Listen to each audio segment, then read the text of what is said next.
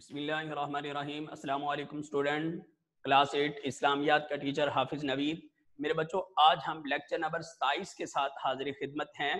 سبق کا عنوان استقامت ہے۔ اس کے آج ہم دو لانگ کوسچن پڑھیں گے۔ پہلا لانگ کوسچن ہے، قرآن کریم نے کن باتوں پر استقامت کا حکم دیا ہے؟ پیج نمبر 50 آپ اوپن کر لیں۔ جی میرے بچوں ذرا غور سے سنیں۔ قرآن کریم نے ہمیں حکم دیا ہے کہ ہم اللہ کی توحید، سرور عالم صلی اللہ علیہ وآلہ وسلم کی رسالت، قرآن کے اللہ کی کتاب ہونے اور روز آخرت کے برحق ہونے پر قائم رہیں، ان پر ڈٹ جائیں۔ ان کا نام استقامت ہے۔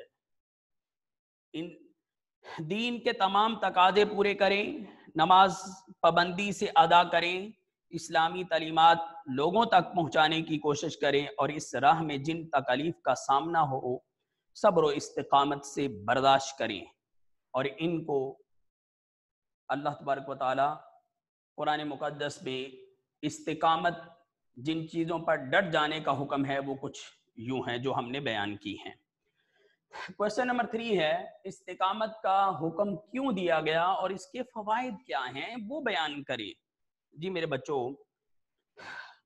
استقامت کا حکم اس لیے دیا گیا ہے تاکہ اس کے ذریعے ایک سچے اور مخلص مسلمان کو درج ذیل طریقوں سے جانچا جا سکے۔ استقامت کے فوائد کیا ہیں؟ ایمان میں پختگی آتی ہے۔ حضور صلی اللہ علیہ وسلم کا ارشاد ہے، ترجمہ کچھ یوں ہے کہ میں اللہ پر ایمان لایا پھر ثابت قدم رہا۔ اللہ کو وحدہ لا شریک مانیں، پھر اس بات پہ ڈٹ جائیں۔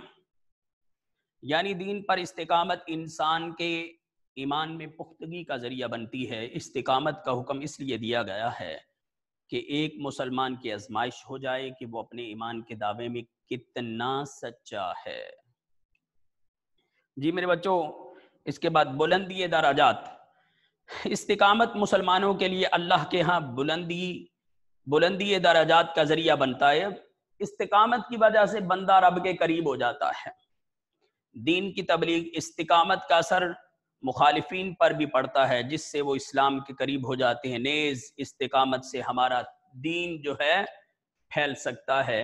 تو میرے بچوں، اس لیے ہمیں ہمیشہ استقامت کو ملحوظ خاطر رکھنا چاہیے اور استقامت کو ہی اپنا اوڑھنا بچھونا بنانا چاہیے۔ کل تک کے لیے اللہ حافظ۔ السلام علیکم ورحمۃ اللہ۔